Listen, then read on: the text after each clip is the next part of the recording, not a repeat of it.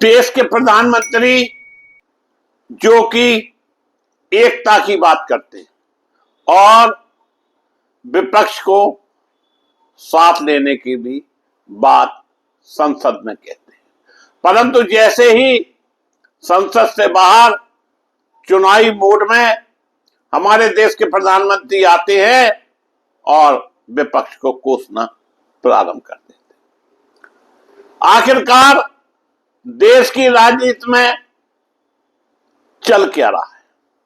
नमस्कार, मैं मुकेश उदैरिया, आप देख रहे हैं सीधे बोल यूपी। देश की राजनीति में बड़ा घमासान, कपिल सिब्बल के सवाल प्रधानमंत्री पर सीधा वार। देश की राजनीति में आज एक ऐसा मुद्दा उठा जिसने सत्ता से लेकर संसद तक हलचल मचा दी। देश के वरिष्ठ वकील और राज्यसभा सांसद कपिल सिब्बल ने प्रधानमंत्री नरेंद्र मोदी पर एक के बाद एक कई गंभीर सवाल दाग दिए हैं। और सिर्फ इतना ही नहीं, अब इसमें जुड़ गई है संसद की वो कहानी 99 नंबर वाला बालक जिसने राजनीति को नया मोड़ दिया। एकता की बात या राजनीति, कपिल सिब्बल का पहला सवाल, प्रधानमंत्री देश से कहते हैं एकजुट हो जाइए, लेकिन जैसे ही चुनावी मंच आता है, खास तौर पर केरल जैसे राज्य में, वहीं प्रधानमंत्री विपक्ष पर जमकर हमला करते। देश को जोड़ने की बात मंच पर और मंच से उतरते ही विपक्ष को तोड़ने की राजनीति। दोस्ती बड़ी या देश की हालत? कपिल सिब्बल ने विदेश नीति पर भी सवाल खड़ा कर दिया।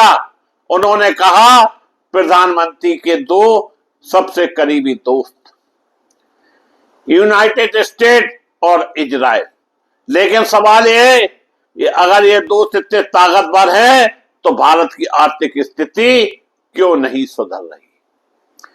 दोस्तों की फोटो खूब दिखाते हैं, लेकिन क्या उनका फायदा देश को मिल रहा है? रुपया गिर रहा है तो साख भी। सिब्बल ने पुराना बयान याद किया और दिखाया।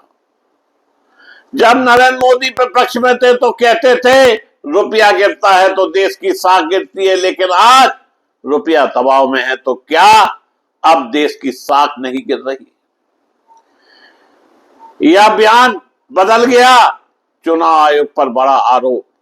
अब सबसे बड़ा आरोप, सबसे गंभीर मुद्दा कपिल सिब्बल का आरोप, कहीं वोट अचानक बढ़ जाते हैं, कहीं वोट कम हो जाते हैं और सीधा निशाना चुनाव आयोग पर। इशारा साफ, क्या लोकतंत्र की सबसे बड़ी संस्था पर भी सवाल उठने लगे? संसद की 99 नंबर वाली कहानी। अब बात उस बयान की जिसने संसद में खूब सुर्खियां बटोरी। प्रधानमंत्री नरेंद्र मोदी ने एक उदाहरण दिया। एक बालक साइकिल रोक रोक कर सबको बता रहा था मेरे 99 नंबर आए हैं। लोग खुश हो रहे थे, लेकिन प्रधानमंत्री ने कहा अरे भाई, ये भी तो पूछो 99 नंबर कितने में से आए? और फिर सीधा तन कांग्रेस को 5 से 43 में से सिर्फ 99 सीटें मिली।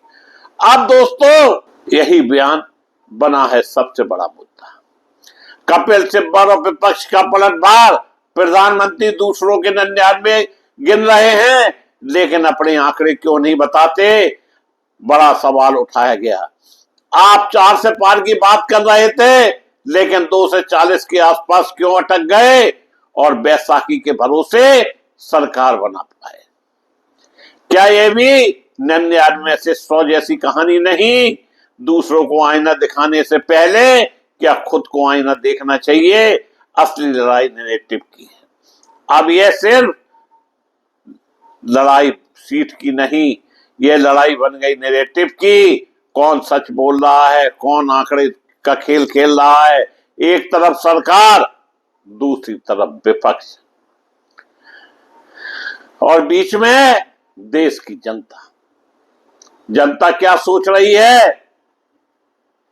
अब सबसे बड़ा सवाल, क्या जनता इस बयानों को सिर्फ राजनीति मान रही है या सच में सिस्टम पर भरोसा कमजोर हो रहा है? रुपया, चुनाव, विदेश नीति, संसद के बयान, हर मुद्दे पर बहस तेज हो चुकी। प्रधानमंत्री के बयान और संसद की 99 नंबर वाली कहानी, यह सिर्फ शब्द नहीं, ये आने वाले चुनाव की जमीन तैयार कर रहे हैं। अब फैसला आपको करना है, क्या यह सिर्फ राजनीति है या सच में जवाबदेही का वक्त आ गया? क्योंकि सवाल बहुत हैं लेकिन जवाब अभी अधूरे। आप क्या सोचते हैं कमेंट में जरूर बताएं। चैनल को सब्सक्राइब करना ना भूलें।